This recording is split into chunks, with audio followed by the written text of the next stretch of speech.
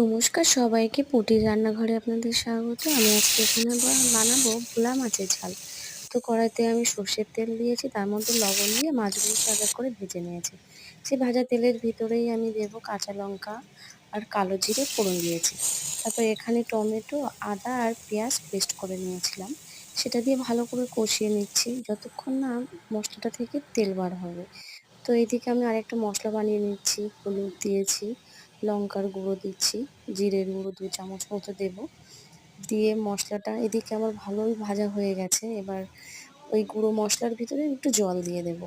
দিয়ে মশলাটা গুলে নিয়ে ভাজা মশলার ভিতরে ঢেলে দেবো। তো দেওয়ার পরে ওটাও ভালো করে কষিয়ে নিতে হবে। বেশ 5-10 মিনিট মতন মশলাটা কষিয়ে নিতে হবে।